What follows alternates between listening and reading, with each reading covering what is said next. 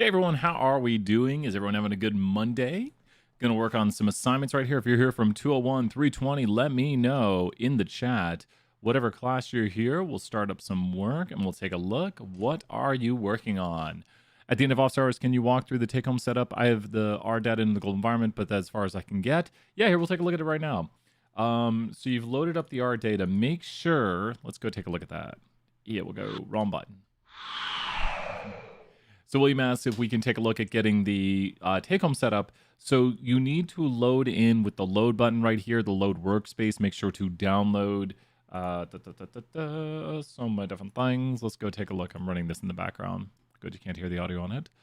Let's go take a look at the take-home. The take-home is going to be here under assignments and take-home. So when you go to the take-home right here, take-home midterm, you'll see right here, you've got all the instructions nice and neat for you. And with the instructions, we need to download this file. So go ahead and download it. Once you click download, you'll download the R data file. Now mine automatically opens inside of R. If you click yours, mine opens inside of R Studio. Yours might open inside of R. To mitigate that, you can go right here and open that R data file. That will give you the make.exam function. Do not do what I'm about to do. It's just not going to do what you want it to do if you do this. This is going to view the function. You don't want to do that. You're not viewing the function. You're going to go over here and you're going to go to make.exam. And with make.exam, you're just going to put in your student ID. Mine is 555, 555, bunch of fives. It's not really my student ID.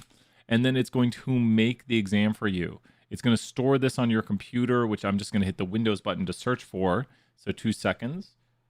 Using the Windows button, you can see I now have my file here, exam S21 for 555, 555, and then we click right here, and we've got it. Here we go, and we've got our exam made. Thank you, William, for asking. This is due Thursday night right now, so make sure to be working on it, taking a look at it. We got the assignment. This covers some of the stuff you'll be doing the assignment, especially towards the end, where you can see things like what is the typical miss from the previous model from question 8, copy paste into the Google form the value of the uncertainty of the slope. We'll be talking about that tomorrow. So you're seeing a lot of things that are going to be covered like tomorrow and things like here towards the end of this. But if you go towards questions like number 7, we've got Spearman rank correlation. So we've already done that. We've got here, what is the strongest correlation? So we've done that. So really from 9 forward, which is kind of good because this is right. Go over question 1, part 1 on the assignment, right? Let's do that right there, Trace. Good questions. Here, we'll do a break in the video right here, but this is the take-home. This is how to get loaded. Please load it as quickly as possible. If it won't load, talk to me. Get a hold of me. Say, Brian, my take-home won't load. You don't want to be Thursday night looking at it and being like, it won't load. That's not good. We don't want to be there.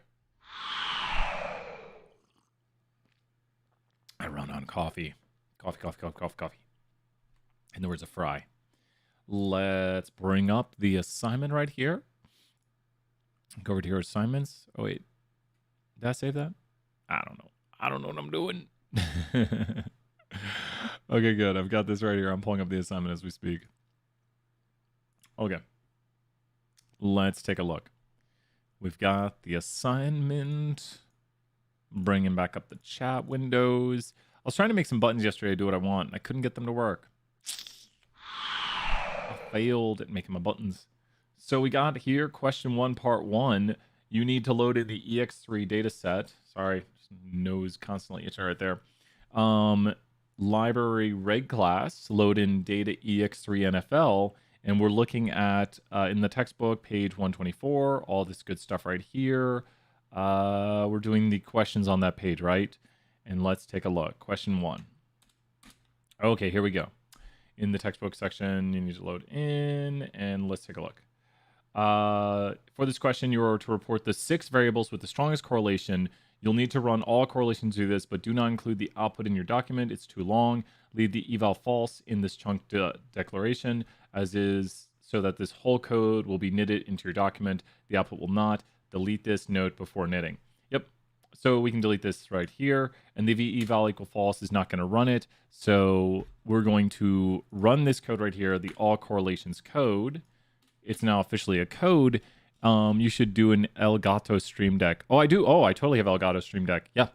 Oh no, that's what I use. I love my Elgato Stream Deck. That is complete. You can see the zoom button right there, and I've got so many different buttons. I was trying to use the window resizer yesterday. I was trying to get that to properly work. And so I was using the Windows resizer options and kind of doing some test stuff. And no, the Elgato Stream Deck is amazing. And so I was trying to test out some of the window resizer stuff down here in the timer section I created. And yeah, but you can see all my buttons right here, where if I want it to like rain on the screen, I can just do that. Take off the zoom for a second. But I've got so many buttons, multi-action buttons. It's pretty crazy. All my events like the Mega Mondays and stuff. Elgato Stream Deck is where it's at, man. Best little thing for streaming and tech online. That's how I do all my transitions and stuff. Even my last thing on that, all the openings I have, I can switch between openings right here on which opening I want to play. Like I've got all my openings listed. So if I want to play like the Crab Rave opening, there's the Crab Rave. So if I go back to openings, which is on the top deck right here, can we get some Crash? Oh yeah, we can get some Crash. There you go. Yeah, makes it nice and easy. Wacky Wednesdays. I should get a singular depth.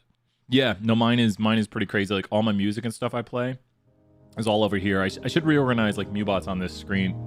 But there's a lot of commands everywhere, different things I don't use as much anymore. The sound effects, I need to improve this. They're not loud enough. Openings, closings, I don't have that many closings. Lights, if I want to change my light, I shouldn't mess with that. It's this light right here, which is a it's an Elgato light, I think also. And then timers, so when I do like 30-second timers, and the effects, like if I ever want to play like my other things, like my Hackerman logo right here is on this screen. I need to maybe organize again, but I'll have to practice and remember where stuff is at. But I've got all the different things in different spots. And I created that Hackerman logo right there. That was fun creating. Okay, let's see. Wait. You ready? New section. Do a new section. This helps me make my new sections. Let's get serious right here. So yeah, no, the Elgato Stream Deck is absolutely amazing. And here we'll get serious right here. Let's do it. Let's hop over. So we're going to bring up we're doing here the first question, kind of talking about all correlations. And we're doing it for a data frame. It wants us, we're going to take a look at the question, the EX3 NFL data frame. Let's go grab the packet, the homework packet. Let's go here to textbook homework packet. I've been posting the keys for the assignments too, so if you want to see answers to old assignments, take a look at those. Those are posted under the assignments. I think I've got them all posted. Been trying to make sure everything's posted. Okay. EX3.NFL, here we go. Boom, EX3.NFL. Technically, predicting the number of wins, which range from 0 to 6, is not a task for which we can use regression because the number of wins is an integer amount. Why does the y being an integer value violate the assumption? Now, this sounds like a lot. What we're talking right here is that they are normally distributed. And I hate that this is like literally the slide we got to today. But I'm going to tell you the answer to this one. You ready? Since this is the one we got to, has to be literally the one we got to. So, but other things are going to be right here. So what does this mean right here when we say E? These are the residuals. So this is the first question, which is a complex question. The residuals of the model. And we're predicting number of wins. So when you predict number of wins, teams will get like 4 through 13 wins, sure. And you'll have teams here that have like wins like this, wins like this. You know, we're going to get a model like this. Something like this. And we're going to plot our line through it. Now, if you look, you're going to get something interesting with this pattern. This is not the best regression possible. With this right here, what are we assuming about these residuals? Which the residuals are these distances, these points are away from the line. What are we assuming about these residuals? What does our model make a key assumption for? And that's the red thing right here. So the red thing I just plotted is the residual. That's how much our model misses by. So these are the residuals. What does it assume about these residuals? Which is literally where we're going to start tomorrow. So it's a good place to start here. So if you just watch today's lecture, the key assumption about the residuals is that they're Whatley distributed. That they follow a what pattern. And this, I'm just going to straight up answer this question for everybody. And like we'll talk about the theory behind it right here. So what is a key assumption of them right here with this notation? It says a key assumption about the residuals, that stands for residuals, is that they're approximated by a what? Normally distributed. and they have a mean of 0, which actually means the line goes through the center. Like, to say that they have a mean of 0, it means that the line would average around them. To violate the mean of 0 assumption, so if we were to talk about something that violated the mean of 0 assumption, well, something that violates the mean of 0 assumption would look something like this right here, where we have a pattern like this. And this would violate the mean of 0 assumption because this right here is where it's good, and this right here is where it's bad. The mean right here of those residuals is positive. So this right here, if you look at normally distributed, maybe it's normally distributed with a mean of 0 and a constant standard deviation, this is key for the test, is going to have a violation on this. The mean of 0 actually is the linearity assumption. Hints for your test. Like, this is literally picking up on tomorrow's lecture, and then I'll talk about why it doesn't. That one up there has problems with the normality. But does this make sense right here? That we want it to have a mean of 0, as in, like, the line is averaging around it, which this one, I might not have drawn it perfectly, but it doesn't look to have big problems. But the mean of 0 right here says that it's going to average around the line, which this is doing well right here. It's like averaging to 0 around the line, like the average residual is 0. But over here, we're not seeing it average to 0. If we have a constant standard deviation, what are we talking about? So the condition of constant standard deviation, which means one value well describes the standard deviation, is basically our what condition again. Really good review right here. And this is literally what we're going to start tomorrow's class with. The condition of constant standard deviation, which I said a lot of this is review because we do a lot of repeating.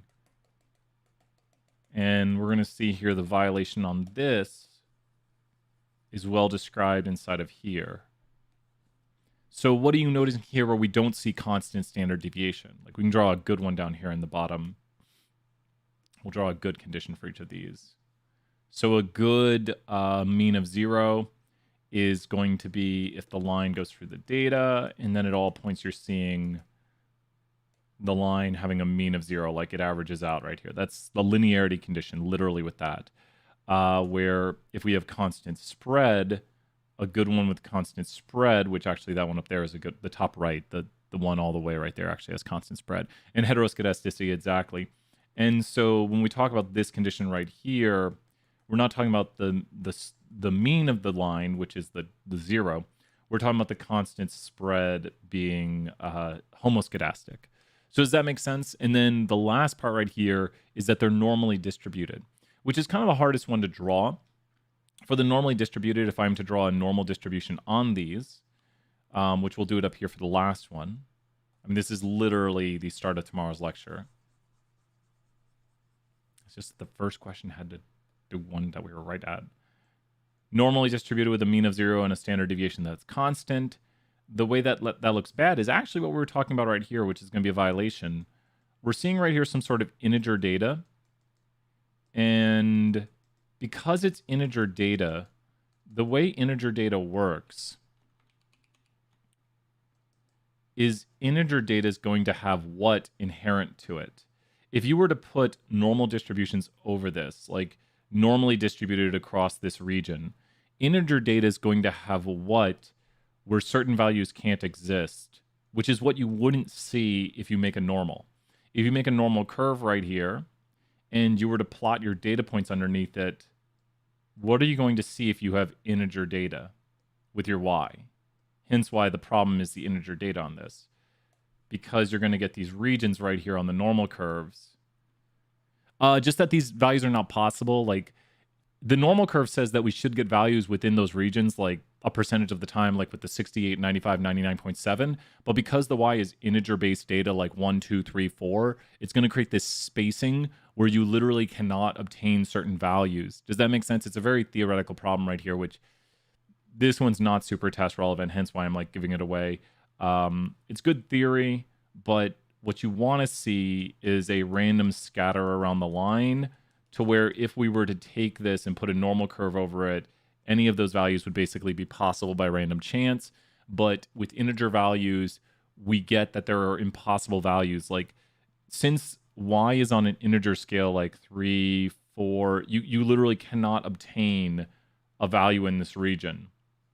So it is impossible to obtain. Does that make sense? Like, the normal curve predicts that we should have a certain percent of values within that region, but it is impossible to get a value there. Something because the integer will have values that are not possible, and spacing will be created more values or values that are possible via the normal curve. Make sure to like the residual values will not, the residuals, which is what we're talking about right here, are supposed to follow the normal pattern. And because it's integer based, so your answer is almost perfectly fine, Trace, and keep it in the chat if you want. People watching, huge help on this question right here. So this is the normality, what we're talking about.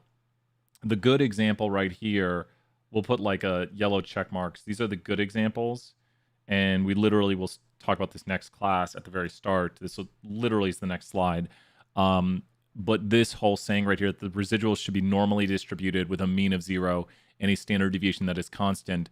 The normally distributed goes to kind of how the residuals are spaced out, where they should follow a normal pattern. Integer data just cannot follow this, and some values are just literally impossible to get. Not the end of the world, but not good. And the one right here shows us the mean of 0, says that we want the line to pass through the center of the data, which we're not seeing right here. This is where the violation is on this. And then we see right here, this one has the line passing through the center of the data. And then this one right here, constant standard deviation. This means that there is one value, just by putting sigma right here. This has a change in standard deviation, plot thickening, unequal spreads, all those classic words for it. But does this make more sense when you see this right here? This is a really good review for the test, and we did it in like 10 minutes.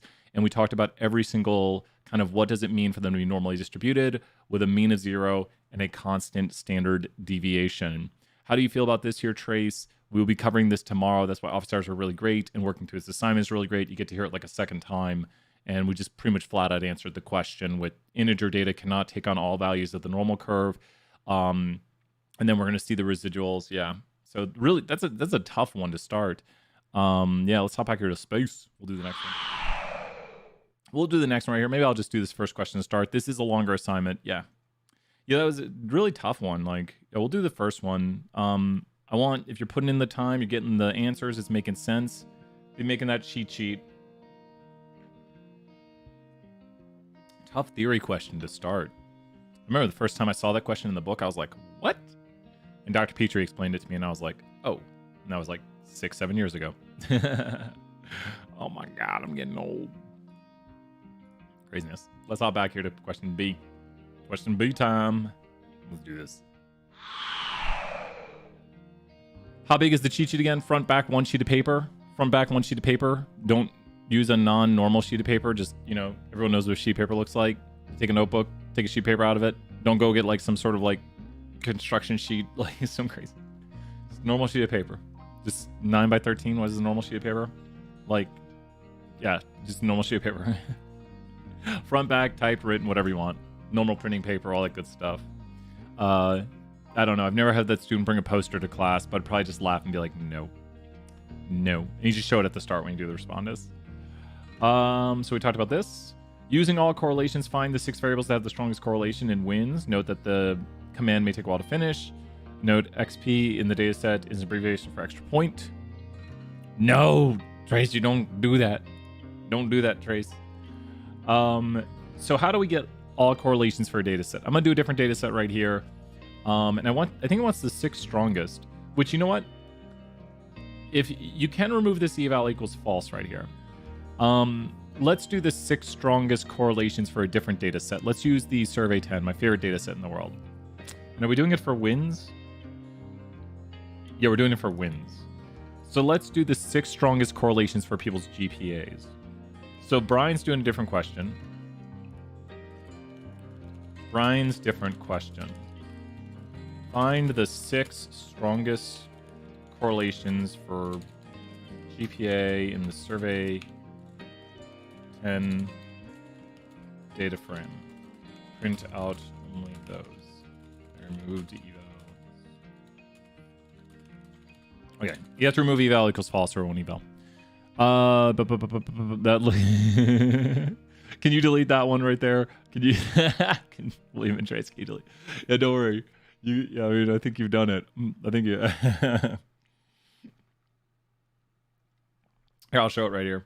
Yeah, delete, retract those comments. Yeah, because you guys got it. You're on the right track, and I'll show you the difference between those two. So let me show you. Great job. Thank you so much, Trace, right there. You guys, you know what's going on. You can use head or I think Trace, yours was right. Make sure it just has the 6. You don't want to flood the page. Great job, William and Trace. Excellent work.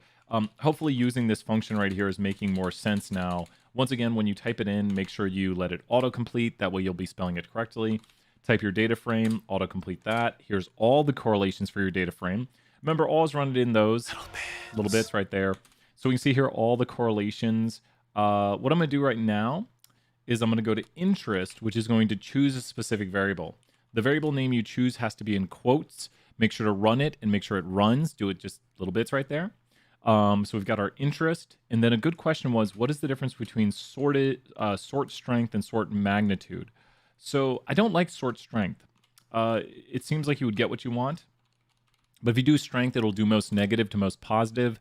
So if you look right here, we can see the most negative correlation right here to the most positive correlation when we sort it via strength. Strength does most negative to most positive. So in the middle right here, you have the 0 correlations. Where if you switch it to magnitude,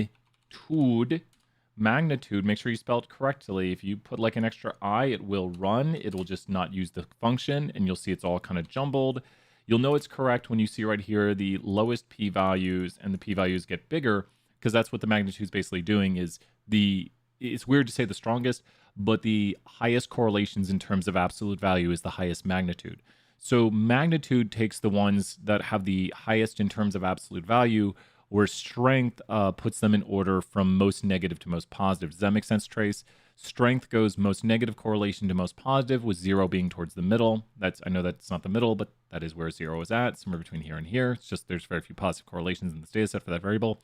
And then magnitude is going to take and rank them. That's not the correct magnitude. Here's the magnitude. With the weakest being down here at the bottom. Probably my favorite is to do magnitude, but maybe you want to find the most negative correlation, so you could just do the strength and then do it that way. A lot of great ways I see right here. You can take right here the first 6 rows and columns, and there's the first 6 rows. Don't do both of these, obviously, and you can print this out if you want. You could also store this as X, and then simply come down here and do head of X, and you'll achieve the same goal. Which I think this is what people have, and then you could just list these out. If you knit them into your document, you could say the top correlations are listed here. So you could just do this right here with the following. I wonder if I could do this. Let me go right here.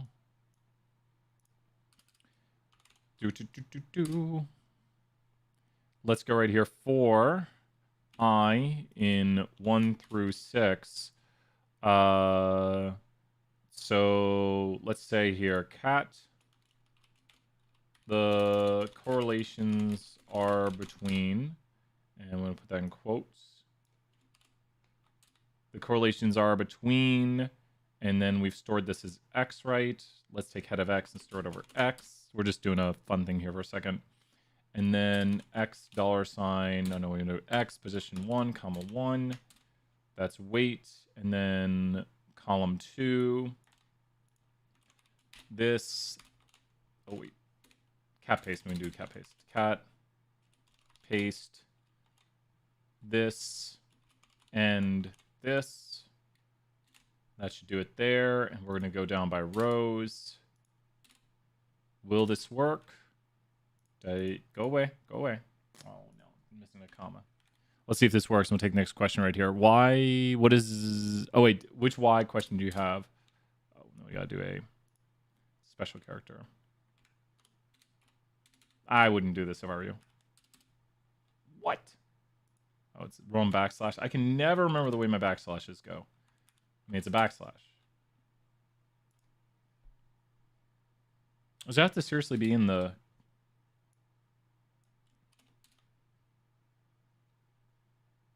What did I do wrong? I don't like it when something doesn't work.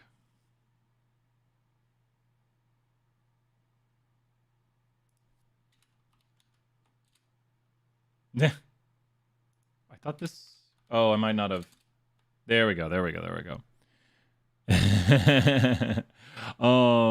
Just so I can print this right out here. So it would print the correlations are between, this right here. I don't know. Just having to go through and resource it all. And I don't know, if someone wanted you to report these, you could report them this way. I wouldn't do this, but it's just good practice on for loops and going through and resourcing different things. And it's just grabbing these right here and inputting them in. So I wouldn't do that right here, but we can see we have the data frame stored, kind of a ridiculous method. X right here currently has everything we want, and I was just printing out and running a for loop to go through and just iteratively just say that thing right there. And I think the time it didn't run correctly, I just ran the inner part of the for loop. Yeah, I just ran that. I didn't run the for loop, and I was like, why didn't that run? Then I noticed what I ran. What question do you have next? That is the 6 strongest correlations. Just make sure when you knit, please remember I removed the portion that had eval equals false. My code might have, and it looks like it's got an error right here. It's got some sort of error. All correlations, X, calls, anonymous, split parse. We got a weird error. Brian's are removed, eval equals false. What's it mad about? Let's just remove this for the time being, try to knit it, and then we'll see what it is mad about. A little good debugging practice right here. It's still mad. It's mad about this chunk, is it? What would it be mad about in this chunk? Duplicate chunk label. Ooh, that's not good. Q1B it says. Which is used for this chunk. It's saying Q1B is already used. I might need to update the assignment or something. Okay, it looks like it's doing it. Wait. Q1D is being reused? Oh, no. There might... This is not good. Let's see what it says. Error in parse, Q1E. All right. I'm going to have to update something right here because something it's really mad about. Okay, now it's doing it. Error in class, survey 10 not found. Okay, now I know how to fix that. Hence, why we start early. Little errors right here. I could see how this could just destroy someone. And now we're getting it. Okay, I'm going to make some small updates to assignment. Could you go over part C for 1? It says to use slide 96 in chapter 3, which I haven't gotten to yet. Let's take a look at that. So everything knitted, make sure you have everything right here. Let's go take a look at that. I will re-upload the assignment and probably send out an announcement saying some chunk names had to be changed because of duplicates. So please be using the updated version. If you run into these errors right here, please just tell me and I'll be fixing that.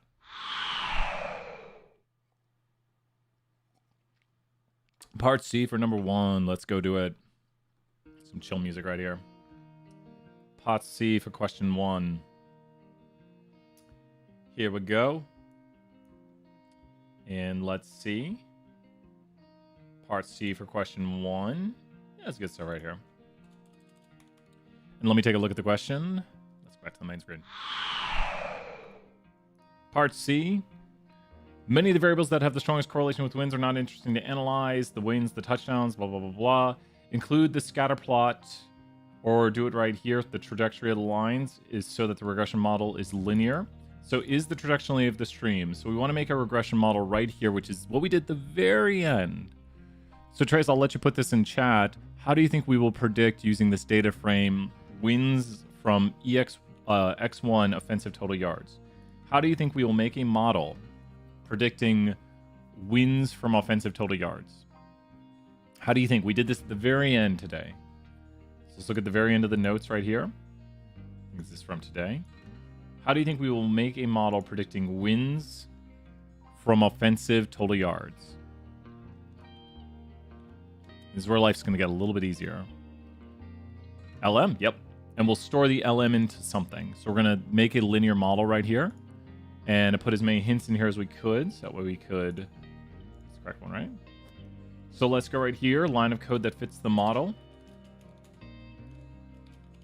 So we're using wins.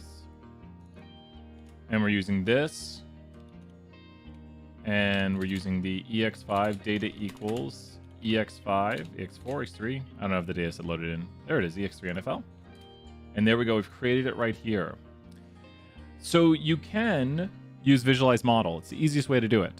So I want you to take a moment and try to think, how would I use visualize model on this? and I think I've shown this once or twice in class, but this is where we're finally doing it. How do you think we will visualize this model? So now we've stored the object, the linear model, predicting winds from this data frame right here into the object M. How do you think we could visualize this model? And you'll be like, wow, this one's not as bad as you think it is, I promise. And this is like, if you just, I mean, this is like 200 lines, and we're already on line 60 of this. What? Which means we're like 30% done with this assignment. We're 30% done, and it's like, we're 30 minutes into office hours. You could do plot. But I want you to try, you could do plot. I wouldn't do plot. This is the long way. Be thinking about the quick way. You could show this. I'd accept this. I'd accept that. Think about a short way of doing it. Think about a shorter way. I would not... data. This is the long way. This is the not fun way. Oh, wait. This is the long way. Hence why it's not fun. Object wins not found. Wait, what? Wait, what? That's totally not fun. Yeah, let's not do it that way. There we go. Done. That's got it right there. So the visualize model function, Steve and I was like, it should have been doing... It should just take... Did I spell something improperly right here? Yeah, I must have misspelled something. I don't know what I misspelled. This is the long way. That is much longer than this, which gets you a much better output, gives you titles and all this stuff. This is code Dr. Petrie wrote. This is kind of the long way, and this is the quicker way. Just looks a little different, just visualizing it a little bit differently. I would not do this way right here, but that's the plot way, so I just commented this out with Control-Shift-C. But does that make sense right here? Does that look like a linear relationship going through the data? I mean, light outlier down here, light outlier up here. Does it look like the line is going through the middle of the points and that there's a linear relationship going for mostly through this? That's kind of what you're talking about, especially when we look at the question right here, wrong slides. Looking at the question, are we talking about a linear relationship? This is especially what we need to comment on. Is the trajectory of stream of points linear enough? Visualize is so much better, yeah, and it's so easy. Just put the object M into it. And we'll be using this a lot right here. Like when we want to check the regression, well, you just check the regression by doing M, and then it does a check on it. If you want to get the residuals for your model, you just do residuals of M, and it gives you the residuals of the model. You want to make predictions for it? Well, you can just make predictions for the model, and you get the predictions. So if you noticed right there, all I'm doing is just using the object M to either visualize the model, to check the model, to get the residuals of the model. If I want to make a summary of the model, which I think we'll be doing here shortly, I just write summary of the model, and it gives me a summary of the model. So using this object M right here as our model, which was stored right here as the linear model with the relationship between winds, which is what we want to explain, we can easily see what's going on, that we're predicting wins from the total yards a team gets. All this good stuff right here. Let's take a look. Okay, next question. Let's do it. All this good practice. I would say yes at the points. Yep. I'd say the points generally follow a linear trajectory, which would indicate to us the linear model is appropriate to fit to the data, which is one of the big things we were talking about today. So, you know, we kept saying, like, when do we use linear regression? We use linear regression when the points follow a linear pattern. That's, like, so huge. Like, you need to make sure, is it linear? Yes, it's linear. I'm going to use linear regression. So what question should we do next? Your pick, your office hours, your chance to pick what you want to do next. The more assignments I give, the more I have to grade. I got grading done on Saturday for the one turned in on Thursday. It was turned in Thursday, right? I finished grading on Saturday, I think. I didn't get done in 24 hours. I was a little bit bummed. I got a little bit burnt out grading. I was like, oh, I'm just going to put it down for a second.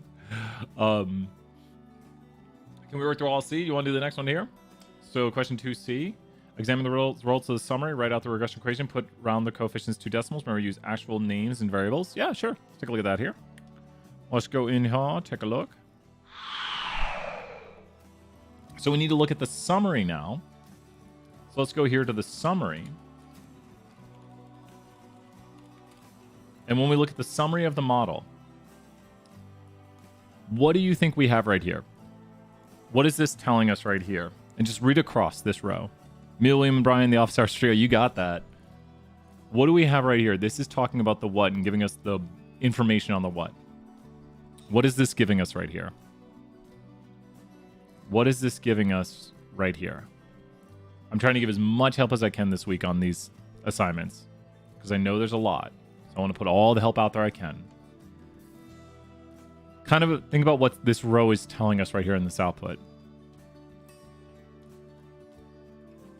So what is this row telling us all about right here? Not quite the residual. Just start here at the very beginning. All of this is information on the what. All of this row right here that I've highlighted is information only on the what of the model. Everything we can go across here is correct, which is the intercept, right? All of this is information on the intercept. This is the estimate of the intercept, specifically the negative. This is the uncertainty in the estimate. This is the ratio. It's a t ratio if you divide these numbers. So if you take these numbers right here and you divide them, you'll get the t statistic. And then from the t statistic, we find the p-value. More on that to come tomorrow. So the p-value right here is telling us whether or not our results are statistically significant. And this intercept is statistically significant, but you'll hear me say this a lot. No one really cares about the intercept. We're just seeing if this is not equal to 0. And that's not even where the intercept is at. The intercept is actually negative. But the intercept is when x is equal to 0. So for teams that get 0 yards, we'd expect them to have -6 wins. On average, this is a very meaningless intercept because we don't really see teams get 0 yards on average per play. And we also don't see teams getting negative wins. That's just impossible. It's not losses or something like that. It'd be negative wins. Like my team got -6 wins this year. You mean they lost 6 times? No, they had -6 wins. That just doesn't happen. Unless you're, I don't know, new Patriots. Sorry, Patriots. You don't have Tom Brady anymore. So this is the uncertainty in our estimate of the intercept. Here's the estimate of the intercept. So what is this value right here? If this is the estimate of the intercept, can you tell me what this is in notation? In notation, that value is going to be what? In notation, that value will be what? Trash. I like it, William. In notation, that value will be what? Notation-wise, this value will be what? Since that is the estimate of the intercept, this value right here is going to be what? Correct, William, exactly. That is the estimate of the intercept. And then the row below it is just related to the what of the model. The row below it is everything related to, in this instance, in the simple world, all of these are just values like our estimate of this, our uncertainty in this, the ratio of the two numbers. This, once again, this number, that 12, which you might have to know how to find for the test, just saying, is just the ratio of these two numbers. Like that number right there is just the ratio. And then the bigger the ratio, the more statistically significant it is, because we'd expect by random chance to have no slope, which would give a ratio of 0, which is something we talked about today. So this value then here is what? What is that value right there going to be? If this is the estimate of the intercept, this value right here is the estimate of the what? You basically have your answer then. So when you know this output, you're like, oh, that's giving me what I think my intercept is, saying I estimate your intercept to be this for this line. I estimate your slope. What is it in notation? I kind of said it right there. This is the value right here that I'm kind of hovering over just a little bit. It looks like a little fly on the screen or something. It's going to be the slope. And notation-wise, it's going to be what? Notation-wise specifically, that's going to be B1. And it's B1 because it's an estimate of the slope right there. So you kind of have it. And not quite, and so the X is going to be, so you are correct, William. The X is going to be this, which I know it even says X on it, but it's just, that's the name of the X variable. As in, I'm going to give it away. Why not? This is the intercept. The equation we are using, let me go to the editor so I can actually make it all call party. And this is the editor button right here. I'm going to do an inline equation. So sure. Yeah. Whatever it wants to do. So let me go right here. This is the one we're doing, I believe. Go away. Okay, you do that. And then let's go to insert. And we want to do display mathematics, which is the $$ sign. And what we're trying to do is we're trying to do y hat equals b0 plus b1x. And if you remember from our output down here, we can see that b0 is this, and we can see that b1 is this, and we're going to multiply it. That might do weird things. We'll just take, we'll do this right here. Really? And then we'll put that right there. I'm going to put it in parentheses, though, so it can kind of be its own thing, or that doesn't work in this world. And the y hat. There we go. Oh, you see it didn't underscore. I don't like that. Got to watch out with LaTeX. It'll do its own crazy things. But is this making sense right here, what I've got? I've literally just got that the predicted y value is equal to the intercept, which you see right here, the estimate of the intercept plus the coefficient of the slope. I've got the negative, which is pretty important right here. And this is just the equation of the line that is currently behind my head. And you can see it right here in the output of the estimate of the intercept, which is b0. You can see right here the estimate of the slope, which is right here, and the variable name for the slope, which the variable name for the slope is just going to be right here, whatever the slope variable name is. So this is y hat equals b0 plus b1x, which is an estimate of mean of y given some x is equal to beta 0 plus beta 1 x 1. So that's got right there. Does that make sense on this one? I think everyone's doing okay. We're definitely going super in depth on this output tomorrow because a lot of this is stuff you'll see on the test, like r squared and all this good stuff. There we go. My last sip of coffee. What other, do you want to do the next one? What do people want to do? You tell me what comes next. What question next? What should we do next? What does the next one say? Next question is talking about, you say next question, or what should we do? Next question is, oh wait. Interpret the intercept. Yeah, bringing down the output is helpful. Like seeing like what do these parts represent. The intercept, you got the intercept. I actually did that by accident. I interpret not by accident. But when we interpret the intercept right here for this one, let's go look at that. Let's go look at interpreting the intercept. Where's my button? So this one I might kind of let you kind of do. I might not give the full answer for. Can we go over the intercept interpretation? Now remember, when we do intercept interpretations, we're saying what we expect when x is equal to 0. What you would do right here is this is a model. The model's going to predict for teams that have this. I just want you to think about that. We're talking about offensive total yards, and this is in thousands of units. So we're talking about, it doesn't really matter. It's in thousands, I believe, right? And it doesn't really matter because it's in thousands and it's 0. So a team that gets what, we would expect what on average, and this is the amount of wins. We're predicting wins. This model doesn't go all the way over to 0. If we go look at, none of them do. We'd have to change the limits on this. While you're contemplating that, I'm going to go change the x limbs on this. So let's go here to x lim. You do not need to do this, but I just want to show it. That should do it. And so you can see the intercept. We have to change the y lim also. Oh my gosh, changing so many things right here. The y lim, and it's a vector of values that the y lim goes across. The y limits are going to be -10 through +20. And there you can see the x intercept down here, and you can see our model. And we really run into a lot of stuff going on right here by talking about the x intercept. This right here is the x intercept. I can make it even clearer by going to AB line and going to, it's going to be a vertical line, v equals 0. And let's go right here and do col equals purple. So we're going to get a purple line right there, and that value right there is it. You don't need to do all this. I'm just trying to show you. I will delete this, but this is how I interpret it. When a team has 0 offensive total yards, the predicted not decrease, not decrease, not decrease. Close, close, close. So it's not that it will decrease, but let's look at the interpretations from today. You're close.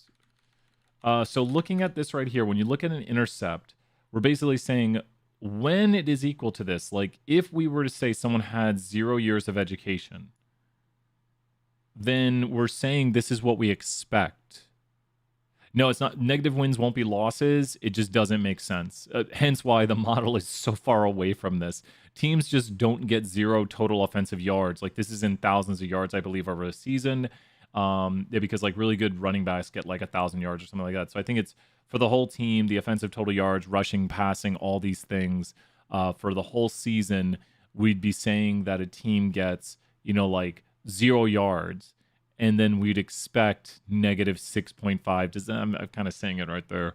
Like on average, we expect for these teams that get 0. Like, does this make sense? I'm kind of saying it, but I'm not putting the other piece of thing together. But it doesn't really make sense when you look at it because the model just doesn't even go there. Logically, it doesn't make sense. Like you never see anything around this value of X, and then this value of Y is logically impossible.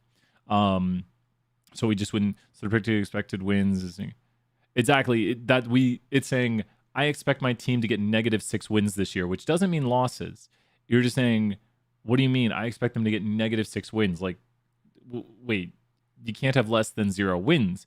So if you notice right here, if we go back to the original way the data looks with like the visualized model, and this is the plot without the craziness, there are teams that get 0 wins. Like a team can get 0 wins. Browns, I guess. I don't know. Bad team. Sorry, Browns. Sure, the Chargers. They're probably good. The Browns were bad a while back. I think they've gotten a lot better now. So good job, Browns. Good job, Browns. I don't know football. And so we go right here and we look at a team. Oh, wait, who is it? The Lions had a really bad season a while ago. And then I think they got a good quarterback. You look right here and you have a team that gets 0 wins, but you really just can't have teams getting negative wins. There's just this boundary right here. So if you go all the way to the intercept right here, the model is kind of extrapolating. Yeah, and then here we'll do the slope next, and we'll talk about what the slope means. So good stuff right there. Now, when we do the slope, we've got a cheat sheet for this, and this is big for the test. Let's bring up our cheat sheet from today, and let's take a look at slope interpretation. So here we are with our cheat sheet for today. 2 blanks that differ in... Hey, what's up, JG? Good to see you here.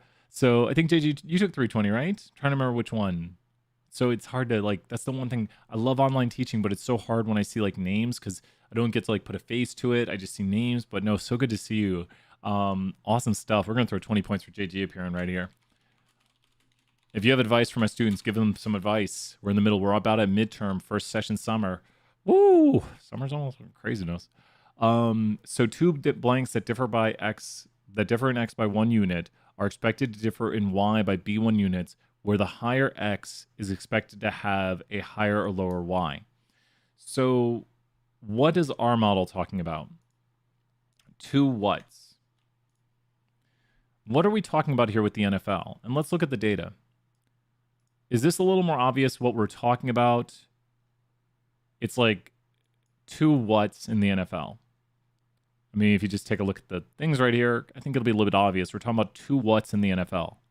And we've got a lot of data here over different years. It goes up to 2012 or so. So we're talking about 2 whats in the NFL. Do we have NA? Oh, the next year's one. Oh, because we don't have next year's season. Correct. And we are examining how the offensive total yards a what gets explains the whats they get. Different teams, exactly. That's the context, which is a lot of times where people usually stumble on it is thinking about the context right there. We're definitely talking about 2 teams.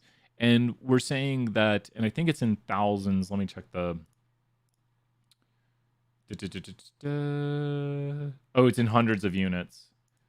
So a difference of 1 is 100 yards. That's kind of key important right here to this part. So this is I probably telling you these teams getting like 40,000 yards, and you're like, Brian, teams don't get 40,000 yards in a season. A great season would be like 5,000 yards for a team. Top players get maybe 1,000 yards. I kind of knew that. I should have guesstimated it wouldn't be 40,000 yards for a team. But so we're talking about 2 teams, and here's the units of X. So I'm just saying, when you go over here to your interpretations, I mean, maybe kind of this we're talking about right here. Maybe if you want to put something in the chat and then delete it, what are you thinking right here? And I'll kind of... So we were talking about the teams. We're talking about that they're differing by hundreds of units in yards, offensive total yards. And then we're trying to predict what? We are trying to predict, yep. And what are we trying to predict right here? what is the goal of our model? And you can see it right here because we're talking about all this right here. Thank you, everyone. Making sure, yeah, kind of be thinking through these things, be practicing. That's the point, to like get it down, because we're talking about two teams that differ by 100 offensive total yards, are expected to differ by this amount, where the team, and you can kind of see it like when you look at the model, see if it makes sense with what you're saying. Like we're saying that if the teams differ by 100 offensive total yards, then what would we expect over here? And then which one of these, like remember we've got the intercept, we've got here the slope. Can I actually just do this right here? Oh my gosh, look at it. It's so beautiful. I did that by accident and now it works perfectly. So, it is negative, but you know, by default it's not negative. And this is the name of the x variable right here. So this is just the equation without, and this would be y hat then. And y hat, I guess, is going to be, oh, I can't put a hat over it, can I? I don't know how to put a, no.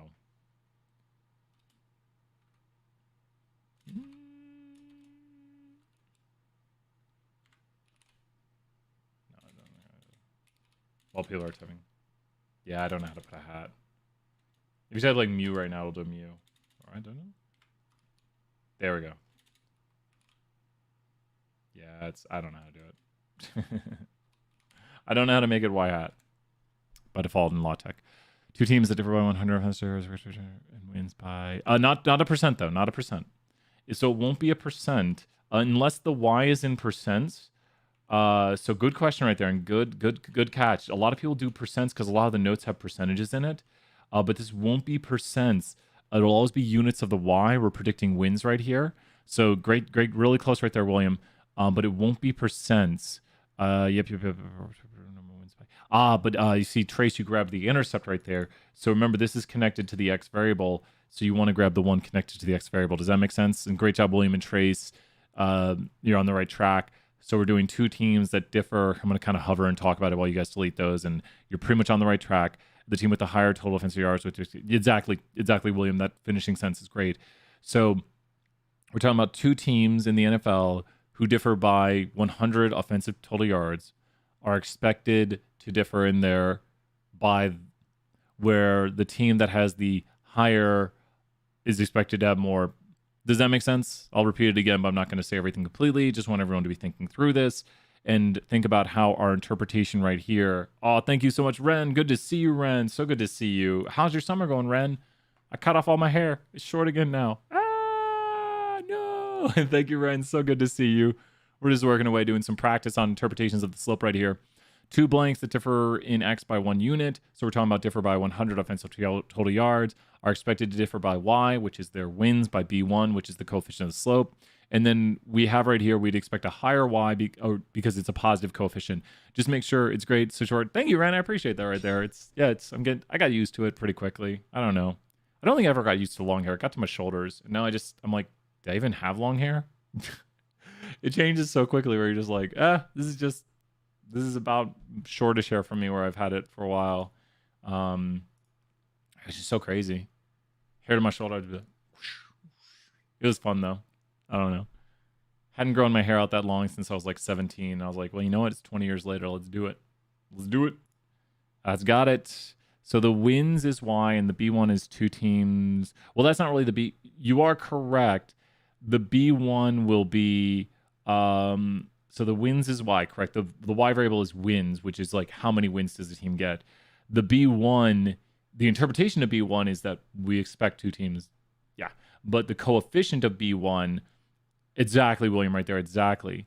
Yeah. So the Y is wins and the coefficient of, the coefficient, which is B1, the coefficient of the slope. B1 is the coefficient of the slope. The X variable associated with B1 is this right here. This is the X variable, and this is B1. Like this is B1 right here, and then this is whatever the X variable is that we're giving the context for. Does that make more sense? Great answers, William, and excellent practice. Let's try to do a few more right here. Is this making sense? We got, how far are we into the assignment? I think it's like 200 lines. Even when I was looking at this, that's why I was like, I don't want to give you a full activity today. I want you to put your focus on this. Let's try to at least get to line 100 right here. I know it seems like a lot, but there's lines down to 240, but we're getting through like a third of the assignment right here. Two teams that are by 100. Correct. And then throw in the last sentence where You've got almost everything right there where that is perfect for that part. And then just throw in the last part. I am just going everywhere on this. And then just throw in the last part right here, just mentioning that here's what when we see teams with more offensive total yards, we expect them to have more wins. Right on, William, right there, right practice. And just ask yourself, does that make sense? Like, am I saying something that makes logical sense right here with what I see with this model? This model is just showing the intercept right here. But when you look at this model right here, does it logically make sense to you that the team with the higher total offensive yards would be expected to have more wins? Exactly. And I would maybe say teams with higher offensive total yards. Or you could say the team. No, that's fine, actually. Don't worry. That's perfectly fine too. Because if you say teams, it sounds more like on average, but you could say it does make sense because the model would predict that a team with higher offensive total yards would have more wins. Not saying they will, because we don't want to say will, and I think you did say expected or something. It's just look at this team down here. They had a lot of offensive total yards, and they're way below a lot of other teams that we would expect them to be above. We expect this team to be up here, but and we expect these teams to be down here, but that team did really well, and that team did very badly. High residuals for those. So great review and great question. Shall we do the next one? Is that the plan? Do like a few more, might go to like 3:30 your time. Got a 2:01 stream a little later. Should we do the next one? What should we do? What questions should we do? I think I had like crazy dreams last night. Can we do C5? Yeah, you bet. Which I think is right. Interpret the slope. Yep. Quote the value of, oh, look at this. We did RMSE today. Yeah, let's do C5, C6. Quote the value of the standard error. Yep, we can definitely do all of C. I bet you we could get through all of question 1 and put this in this video. I bet we could do all of question 1. Let's take a look. Let's just keep working our way through. Let's get through all of question 1. Review, it's practice. Being here, practicing, getting it done. Let's take a look. Let's go in here and take a look.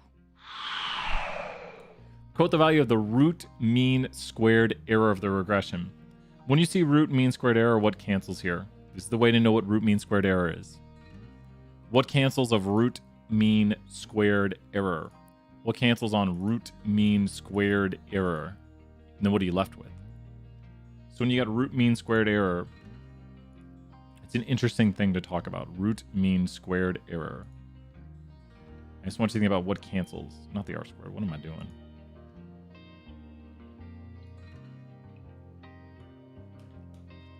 We get down to mean error, exactly.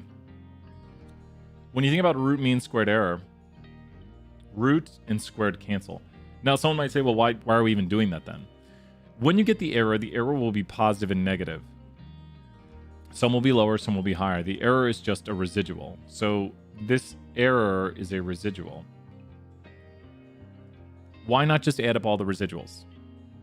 Yep, you're on the right track. You might be doing the next one. Yep. You're on the right track for that one. It's the multiple R squared in the summary. Why not just add up all the residuals and take the mean of that? If you add up all the residuals, what would you get? If I take that line right there and I add up all the residuals. Yep. That's for the next one, William. And this is in the summary output. So why not just add up all the residuals and take the mean of that? If you add up all the residuals, some are below, some are above, what would you get? You'd get 0. And the mean for the residuals would be 0. So what are we going to do? We're going to square them. That makes them all positive. Then we're going to take the mean, and the root just undoes the squaring. Does that make sense? Like, we square them so they're all positive. Then we take the mean, and then we're rooting it, because we don't want to talk in squared values, because it would be the mean squared error. So let's not do a squared error. Let's bring it back to units of the problem, so we're rooting it. So the whole point of squaring it, which you might say, well, you're undoing it. Well, yes, because we want them to all be positive. So that way we take the mean of a positive value. We take on average is this. So we're really just getting here mean error. Once again, I want to highlight that this is just the mean error, which frankly, you can say the typical miss the model makes, which is what the notes goes over. But you could say the mean error of the model when the line makes predictions, which would kind of look something like, it's kind of about how typically far away the points are. And it's about that distance. It's about halfway through the points. I can tell you the RMSE of this model by looking at it visually right here. I can usually get a guess of it. Let me revisualize it. So if I'm going to guess the typical miss the model makes, I want you to use my method of going right here and going about halfway out on the points. And what do you think, visually speaking, about how typically far away are these residuals, which is like an average miss the model makes, like a plus or minus average miss. If that hits here, that hits here. This is not a perfect estimate. That's about what the RMSE is. Visually speaking, it looks something like that. It's like how far typically the points are away from the line, not the furthest point, because this is the biggest miss. That's a big residual. These are small residuals in here. Would it be, I'm going to say it's closer to about 3, 3.4, somewhere in the neighborhood of 2.5 to 3.5, I'm saying. 2.5 to 3.5, I'm closer to 3, I'm guessing. Just, it's that distance is about how typically far away the points are. Like if you look at the average residual. So if we go right here to a summary, which we already have a summary somewhere on here, we will get, what is going on? Where's my summary at? Let's just throw in a summary. I say about 3-ish. Go away, extra output. 3-ish. Oh my gosh. I got 350 points for that. William, did you look? William, you're better than me at this. What am I doing? Why am I teaching the class? William is our new teacher now. I was thinking about 3, and I was a bit off. But that, it's 2.541. So, you know, when you think about the typical... Did he look...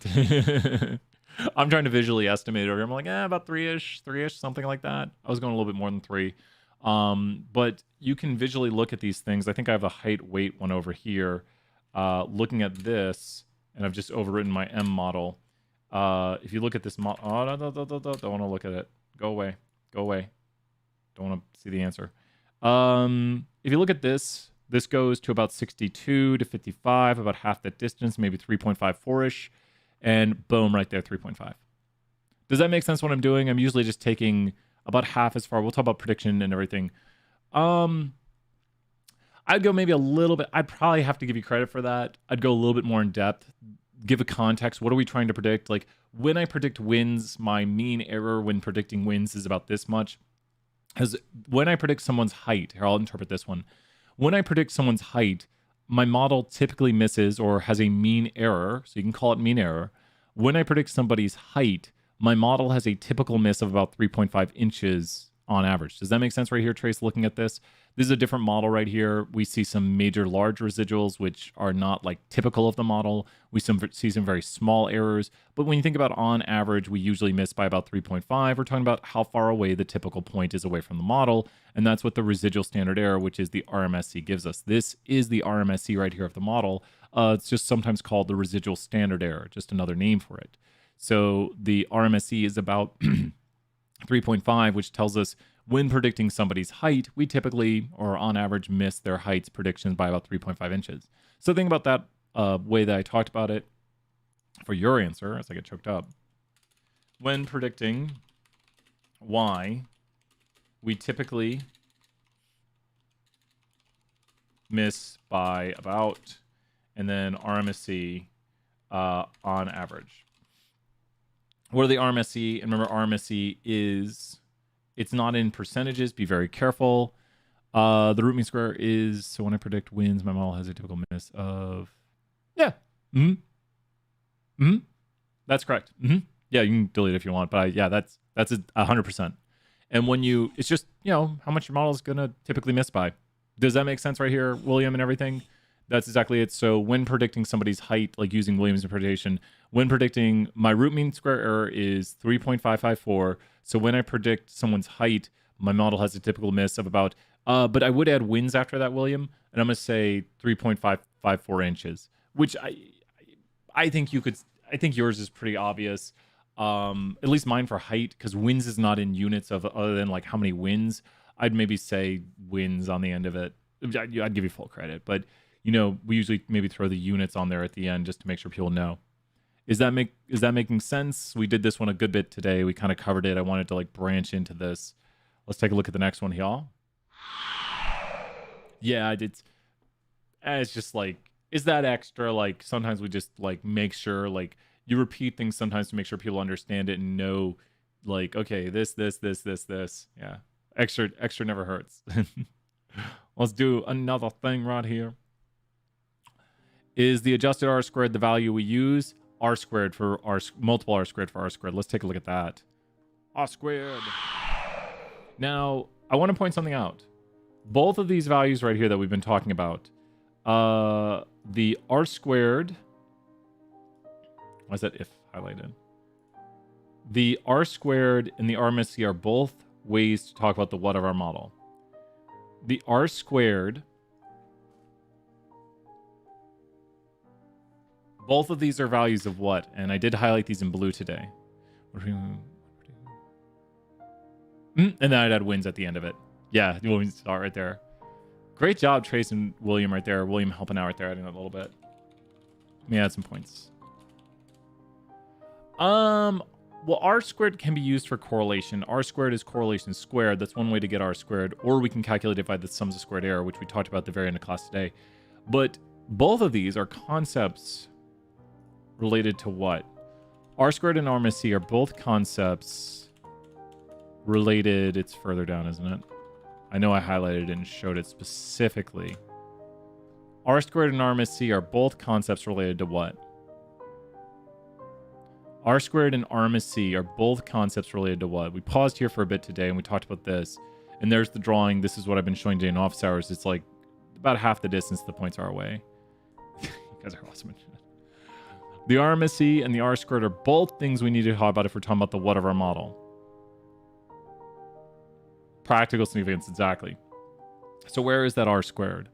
And the r squared is pretty easy to talk about. It's just going to be the multiple r squared right here. The multiple r squared. We'll talk about this in the like, it's funny. This is what we do in the multiple world is an adjusted r squared. But the r squared right here is the percent of variation y explained by the variation x. Go ahead and try to interpret mine because I'm trying to explain height and I'm using weight. So how would we do this? Remember, it's just blank percent of the variation y is explained by the variation x. So remember, I'm doing height and weight. Pause the screen there if you need.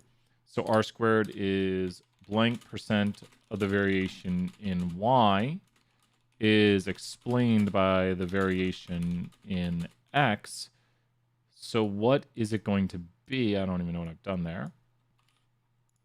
So blank percent of the variation y is explained by the variation x. Blank percent of the variation y is explained by the variation x. So what is it going to be right there if we say blank percent of the variation y is explained by the variation x? How would we interpret it?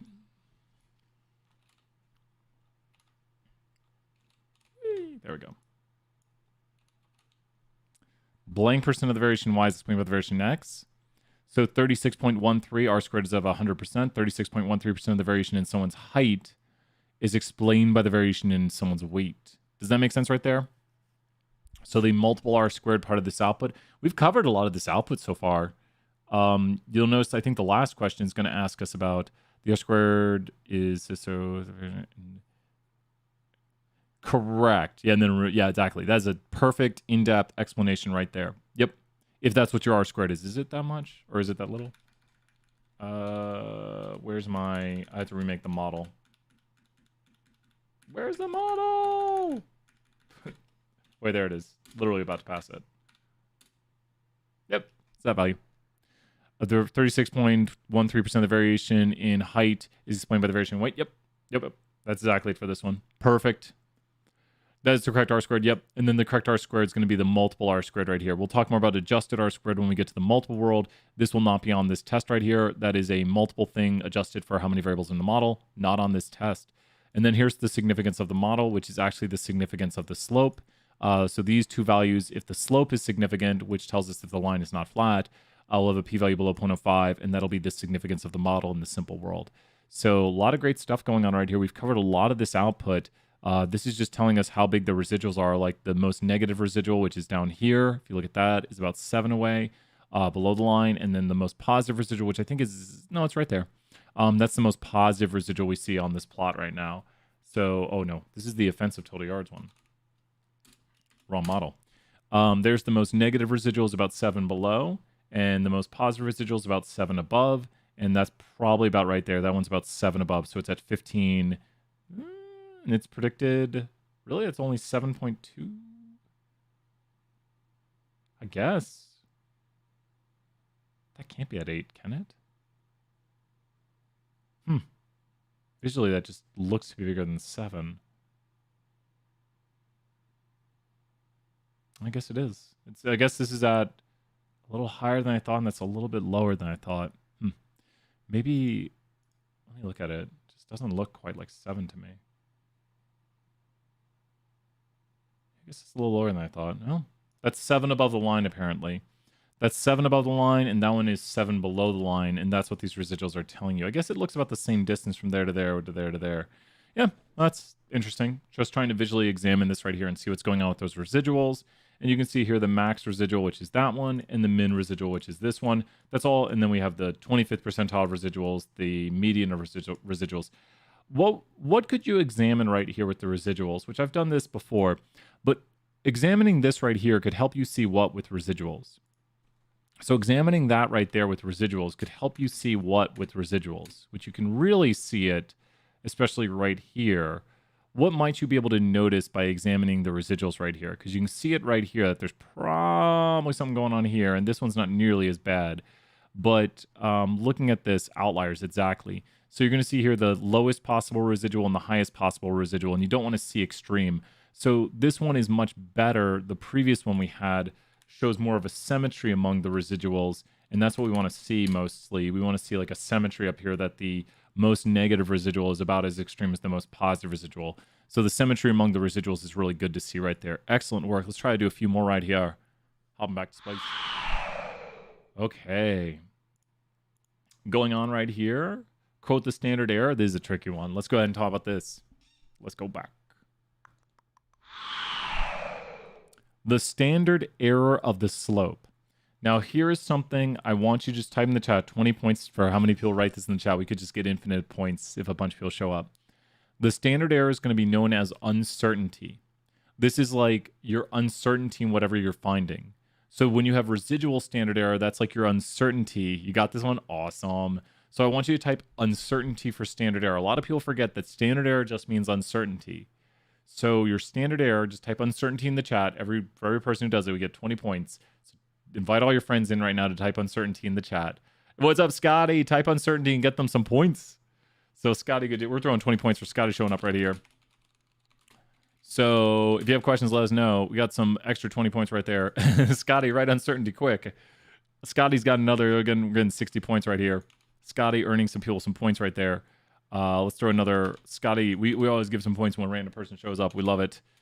And there, Scotty getting some points for everybody. Scotty, they're very happy. Let's go right there. So what is this? The standard error of the slope is just going to be your what in the estimate of the slope. When you think about your standard error of the slope right here, which is this, is going to be your what in your estimate of the slope. So you have your estimate of the slope, and then this is just your what in your estimate of the slope. Because you're saying, here's my slope, and then this is my what in the estimate I made for my slope, which that's the standard error of the estimate you have for your slope. So here's my slope. You can see it right there. I guess it looks more like, I can't do it. Can't do it. No, I can't do it. Well, it's not really typical miss, which this is typical miss the model makes. You could kind of weave it into that. But think about it, it's uncertainty, right? Because you're saying, here's my slope, but I could be off by about this much.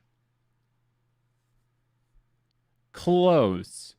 Yeah, pretty much the uncertainty in the estimate of the slope coefficient for total offensive yards. Does that make sense, Trace? Your uncertainty in the estimate of the slope coefficient, like your uncertainty of how total offensive yards explains wins. Like this will be your uncertainty in the estimate of the slope coefficient. So what do you want this to be? Very, very what? You want your uncertainty in your estimate of your slope coefficient to be very, very what? Like when you think about uncertainty in your estimate of the slope coefficient, you'd love for that to be very this. Because you're saying, here's what I think the slope is. But you don't want your slope to go like this. No, no, no. That's not good. Because if you have a lot of uncertainty, then your slope could be equal to what? If you had a lot of uncertainty, your slope could be equal to what? And then there would be no relationship. So what do you want your uncertainty to be? Correct. It's the amount of, it's about how much you could be off the uncertainty. Exactly. That's exactly it, William, right there. It's your uncertainty and me saying, the slope coefficient is this, but I could be off by about this amount. Like, it's not saying how much we would be off, but it's like a plus or minus, like a uncertainty amount. Like, you know, like if I say, I'll be to your house at 5, but maybe about 10 minutes plus or minus. I'm not saying I'll be there between 4:50 and 5:10, but I could be off by about 10 minutes. So I think the slope could be 0.27, but I could be off by about 0.02. And so you want, you want this to be a very what value trace. You want your uncertainty to be a what? Imagine if I said, I'll show up to your house at 8 p.m., but I could be off by about a day. You'd be like, wait, what? You'll be at my house at 8 p.m. tonight, but you could be off by about a day in your estimate, about a day? A whole day. You could be off by a plus or minus a day. That sounds like a lot of uncertainty. What if I told you, I'll be to your house at 8 p.m., but I could be off by about 5 seconds? You'd be like, what? You're that good. You have that little uncertainty. Yes, you want the uncertainty to be very small, exactly. And then what would that mean for your T ratio right here? If the uncertainty was very small, and this is the topics we'll be talking about tomorrow, if your uncertainty is very small, because think about what happens here. If your uncertainty is very small, because you take your estimate divided by your uncertainty to get the T ratio, if you were to have very little uncertainty, the smaller the uncertainty, the wider the T ratio. And it doesn't matter if it's positive or negative, because you could just have a negative slope. And because we're talking about what happens to the T ratio as your uncertainty gets smaller. As you have less and less uncertainty, the T value, which is a ratio of your estimate divided by your uncertainty, it's going to get bigger. What do you think happens as the T value gets bigger, which literally we're back here at stat 201 now? What do you think happens as the T value gets bigger? Because this is in terms of absolute value, the probability of getting a T greater in absolute value than what we got. If the T value gets bigger, what do you think happens to the P value? And we can see it right here. If we have a very, very small T value, like a T value of like 0.3, there's our P value. But as the T values get bigger, and it doesn't matter if they're negative or positive, as the T values get bigger, the P values are going to get wetter. As the T values get bigger, and it doesn't matter if they're negative or positive, as the T values get bigger, doesn't matter if they're negative or positive because we're doing it in terms of absolute value, then what we're observing here is going to be what likely? Because it doesn't matter if we have a really super negative, exactly, they're inversely related. The worst T value to get, and just think about this, the worst T value to get would be a T value of what? Which would not be statistically significant. You are correct. Great job right there seeing all this. The worst T value to get would be a T value of what? Like for the slope. Because, and then what would that mean for the slope? The worst T value to get would be a T value of what? I could probably get this.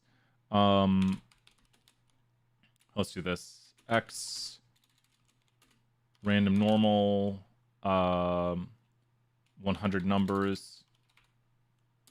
And then Y is a bunch of random normal 100 numbers. M save into LM. We might luck out right here. I don't know if we'll get it because you can get things that are stronger than you want. Visualize model, M. Yeah, that's pretty good right there. We lucked out on getting something good. And you can see it right here. This T value is very close to 0. And since this T value is very close to 0, what happens here with the P value? The P value is very what now? Because look at our slope too. And these are random chance variables created from random variables.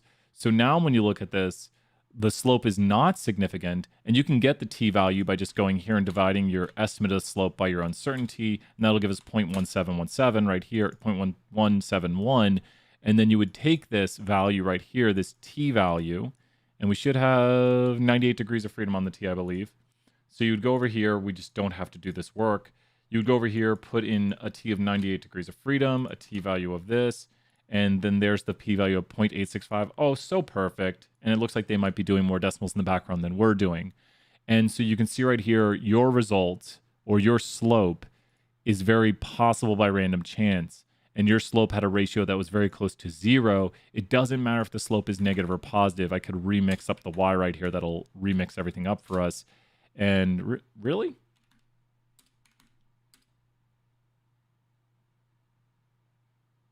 Should have ran. Oh, I'm just not remaking the model. Sigh. Oh, now we get a negative slope, a much stronger one. Well, that's interesting. So we got a much stronger negative slope.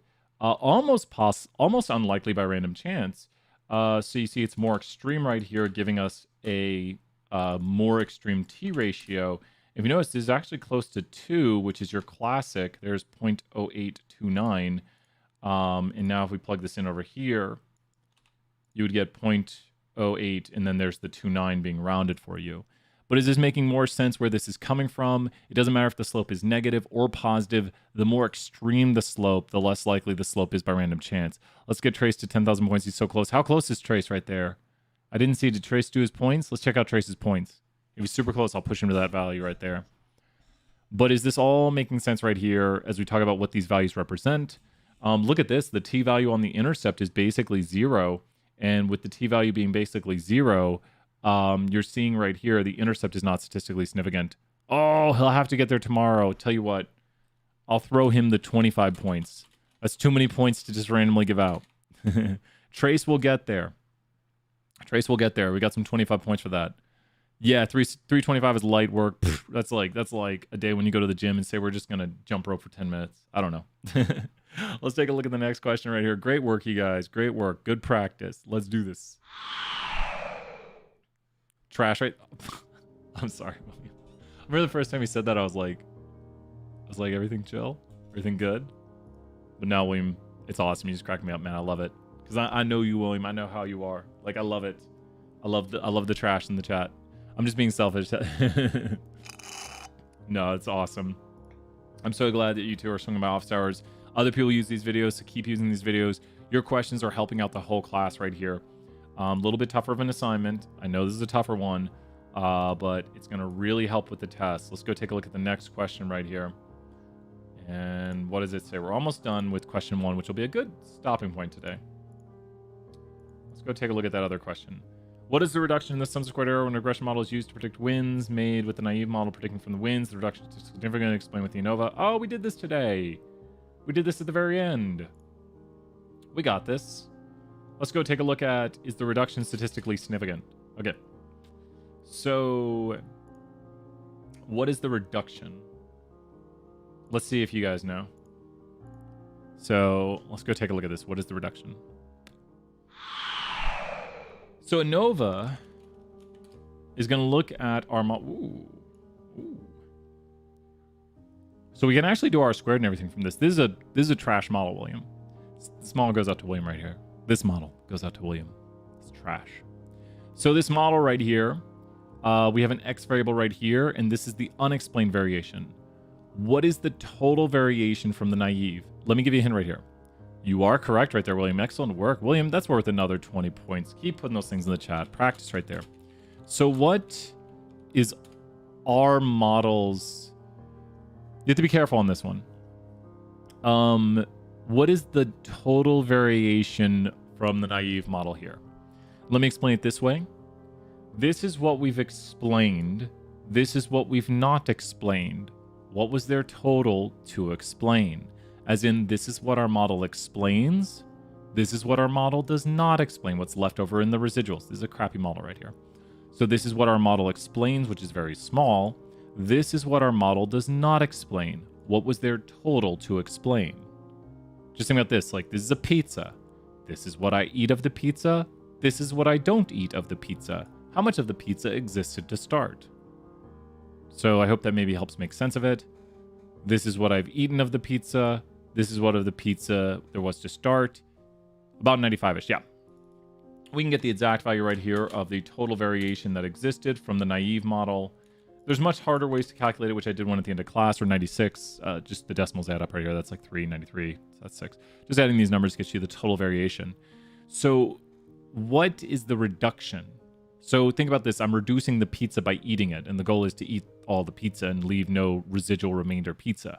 So when we look at the reduction in the sums of squared error, we'd get the following, and there's the reduction. And you know what we just calculated? By seeing how much of the pizza we ate out of the total pizza that existed, because this is how much of the variation we explain out of the total variation there was. Like, this is what we explain, this is what we don't explain. So we just calculated what by looking at the total amount of variation we explained out of what there was to begin with. So this is the amount of variation we've explained out of the total variation there was. Because here's what we explain, here's what we don't explain. So what did we just calculate by doing that? That is, so the reduction in the sums of squared, Well, that won't be the p-value, the r squared. Because this is the percent of variation explained out of the total variation that there was to begin with. And we can confirm this by going over here and finding the r squared for it.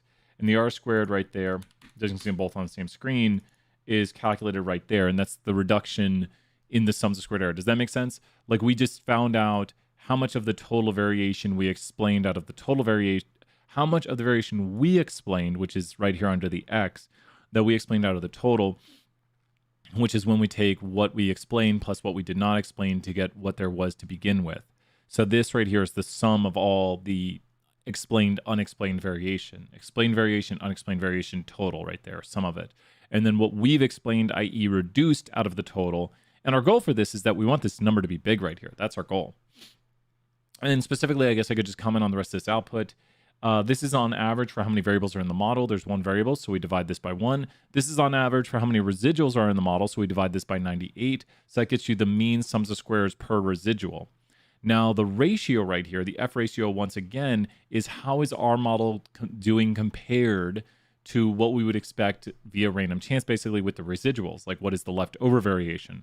So the F statistic right here is a slightly different interpretation, but it's how well is our model doing compared to the residuals that remain, and we'd like our model to do much better than the remaining leftover portion of variation. So it's a ratio, once again, over what we observe being explained, over what we kind of don't have being explained, which is kind of due to random chance, given the naive model is true. It's the residuals that are leftover variation. And the higher the F, the wider the p-value, and we'll really see that if we go back to our previous one. The higher the F statistic, classic stuff right here. The higher the F statistic, the what the p-value. The higher the F statistic, the wider the p-value. Yeah, that will carry the decimals. You are correct, William. That would be the reduction. Well, the reduction is 2.9. Like in this model here, the reduction is this. That is the reduction. And the total there was to explain was these two, because that's the explained and that's the unexplained. Like this number right here is the reduction. And then this is what we reduced it by. This is what is left over. So the total is down here on the bottom. And then that is the R squared. And you can see this is a ridiculous F ratio. The F ratio right here is insane. So the p-value is ridiculously small. They're inversely related. And then we see right here, that value we just calculated right here is the R squared. Is that making sense? Kind of making sense of the ANOVA output, a very good output to understand and know how to read. How's that looking right there, William? Making sense? We've got just enough time for the last few. We'll go back. I think that pretty much walks through that problem. Go back. Good stuff. My favorite song. We've got 2 more, do we? Obtaining 95% confidence interval of the slope of the regression of the slope. Is there a statistically significant relationship? Quote the evidence. Is there a... Yeah, we can do these next 2 here together. Let's do it. Let's do it. Let's do some confidence intervals. This is where life gets easy. Because all we have to do for our model, all we have to do, this is it. To make confidence intervals, all we have to do here is go confident. Look at this code right here. This will create confidence intervals for coefficients in a model. Very important code right here. Confidence intervals for coefficients in a model. So when you run this, here's your confidence interval. You know what's really interesting though? Watch this. What kind of confidence interval do you think I'm building right here by going up 2 uncertainties?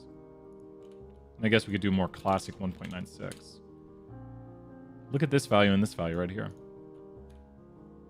What confidence intervals is this putting out right here for you to by default? What confidence intervals is this putting out by default? Look at this right here. You can see how close these are. Super close. So look at what I did. Bold. Confident is putting out what? Trying to find the... There's the model. Yep. Confident is trying to find the true slope and the true intercept. So in this instance, we are trying to estimate what? Confident. Let's get it in the output. The goal of confident, I'm being bold. The goal of confident is to estimate the true intercept and the true slope. So we see right here that we are 95% confident that the true intercept, which no one cares about the intercept, is contained in the interval -8.7 to -4.3, and we are 95% confident the true slope is contained in the interval. Now, I want you to think about what is not contained in this interval, which is super important. Since we're saying, I think the slope of this line is between like 0.2 and 0.3, I'm just rounding. What do you think is important that is not in this interval, and hence why it's probably statistically significant? Because I'm saying I think the true slope of this line is contained somewhere between 0.23 and 0.31. So I'm not saying I don't think the slope is equal to what? Let's put it here in red. I really don't think it's possible that the slope of this line is equal to what? Like, I don't think that's possible. I think there is a slope. Slope somewhere between like here and here. It's not going to be equal to this, though. What am I saying I don't think is really possible? 0. So if you look at this interval right here is going to tell you whether or not it's statistically significant.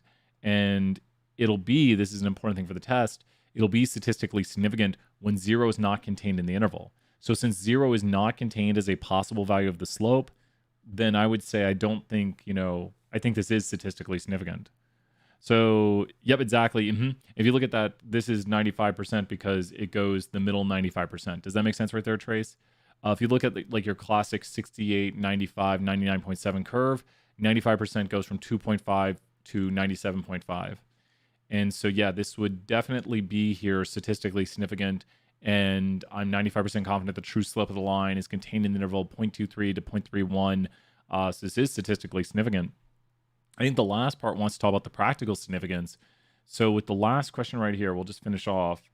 So why would a confidence interval for the slope suggest something is or is not statistically significant? Huge questions for the test. Why would a confidence interval for the slope suggest to us something is or is not statistically significant? So why would a confidence interval for the slope right here?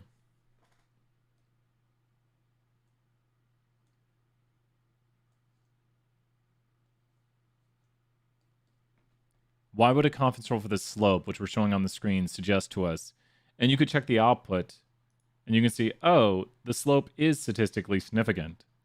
And then why would this output confirm that right here when you're doing, you can see, yes, the slope is statistically significant. And also because when we create a confidence interval to estimate the slope, we do not see 0 contain the confidence interval for the slope. The intercept doesn't matter. It's the slope that tells us the XY relationship. So don't focus on the, this one does not, we don't look at the intercept. I don't care if the intercept is 0. It's cool. Intercept's a value. The last question right here. Is there a statistically significant relationship between next year's wins and wins? So let's make the model right here. So is there a statistically significant relationship? We need to make a model. So let's go here to MLM, and we're going to store right here LM. And we're going to predict next year's wins from wins this year. And we need data equals EX3 NFL. So this kind of puts everything we've been using into perspective. Is this relationship here statistically significant? Is this relationship right here statistically significant? And here's what the model looks like. I don't know. It's hard for me to say. Well, I mean, I can tell you if it's statistically significant, obviously. And then the practical is where people usually lose points.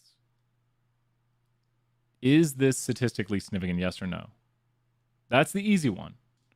If you notice, we've been talking about how you have it in two places. Like, the statistical significance of a model is going to be determined by the XY relationship, which is going to be the significance of the model down here on the bottom.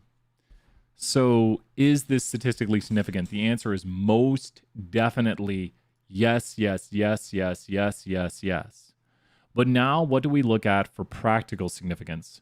We must look at the R squared and the RMSE, and I might kind of leave this up to everyone here. We've done all of question 1, which a lot of the assignment we've done today. So we've got a lot of it done, and this is really important stuff here for the test.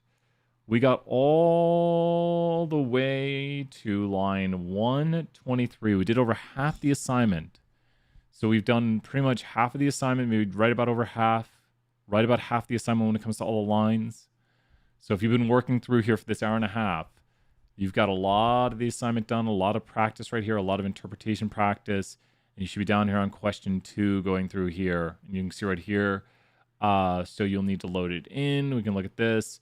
Exercise 3, part 3 with the EX3 abalone, which I think is where you start next right here. EX3, there it is right here. So make a scatter plot. Oh, you got this. You can use the visualize model for that. Fit the regression line. Awesome stuff.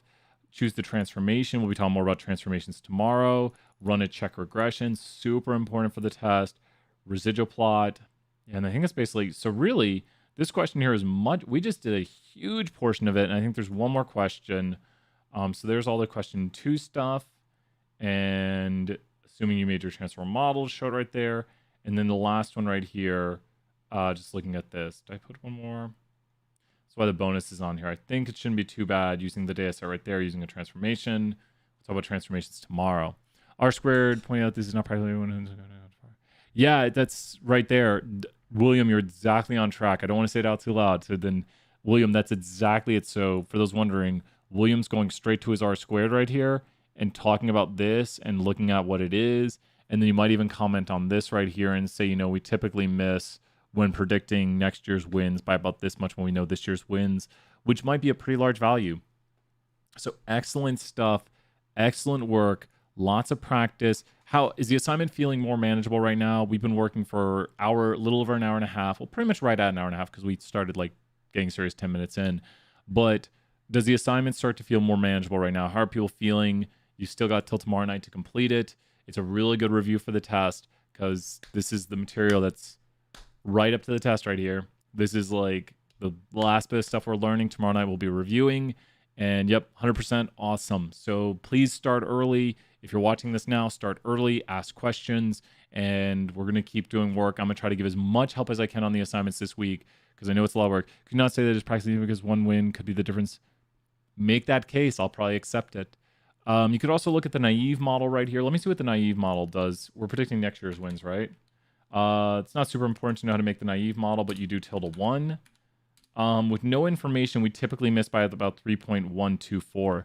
So it doesn't do that much better than the naive model. So a good comparison right here. So you could use this code. This is how you create the naive model by putting a 1 in. I don't think that's anywhere in the notes. It's just something I've learned over time.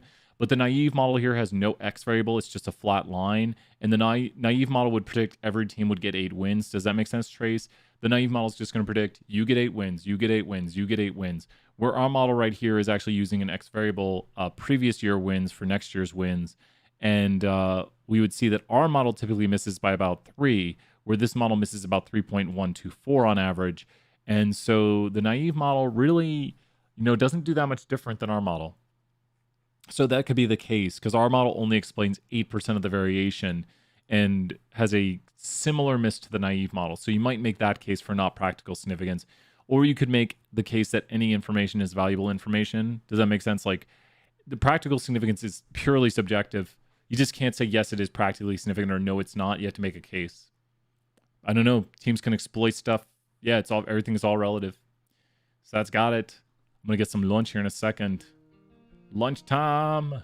Wrong button. Why do I keep hitting the wrong button right there? It's all practical significance is all, do I care about it? And I can't tell people if they care about it or not. It's all up to you. Well, that's got it.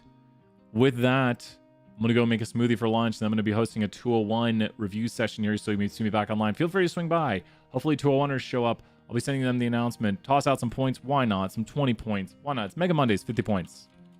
Show up to the office hours, get work done. Excellent job right here. So you can ask the questions. You can work on it. Over halfway done with the assignment, basically. I think we're right at that halfway point, which is really good. Think about it. Work during the day, then maybe a little bit in the evening, get a little more like questions in the evening, come back tomorrow with some more questions, get it finished by midday tomorrow, 100%, get that 105, raise those grades, make it happen. So start early. I'll see everyone soon. We'll be back. 50 points, Mega Mondays. Is this Mega Mondays still? Bye for now, everyone. Bye. I'll be back.